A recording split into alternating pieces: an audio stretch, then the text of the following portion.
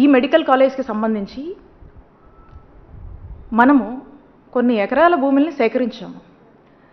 దానికి ప్రతి government medical కాలేజ్కి సంబంధించి ఒక్కొక్క మెడికల్ కాలేజ్కి మనము 500 కోట్లు బడ్జెట్ని మనం కేటాయించుకున్నాము.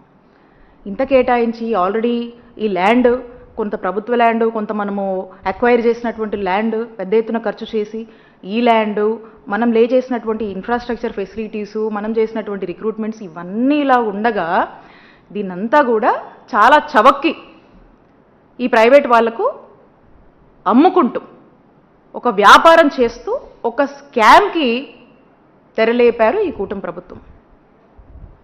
ఖచ్చితంగా ఇది స్కామే. ఇన్ని ఫెసిలిటీస్ మనం క్రియేట్ చేశాక ఏం అవసరం వచ్చింది ఈరోజు మనం ప్రైవేటైజేషన్ పద్ధతికి వెళ్ళి గవర్నమెంట్ కాలేజ్ని మనం ఈ మెడికల్ కాలేజ్ని మనం ఎందుకు చంపుతున్నాము? ఇంతమంది హోప్ని ఎందుకు చంపేస్తున్నాము? ఉచితంగా ఇంతమంది ప్రజలకు మనము అందజేయాల్సినటువంటి ఫ్రీ వైద్యాన్ని ఎందుకు మనము ఈరోజు ఒక బిజినెస్ మోడల్లో చూపిస్తున్నాము? అంటే పేదవాడి ఆరోగ్యం పట్ల ఏ మాత్రం కూడా బాధ్యత లేని ప్రభుత్వంగా ఈరోజు కూటమి ప్రభుత్వం వైద్య ఆరోగ్య రంగంలో వ్యవహరిస్తుందని స్పష్టమవుతుంది. ఇదేదో మేమంటుంది కాదు. మీరు వచ్చి గ్రౌండ్లోకి వచ్చి చూడండి. ఈ రాష్ట్ర ప్రజల్లోకి మీరు వచ్చి చూడండి. ఈ రాష్ట్ర ప్రజలు చెప్తారు మీకు.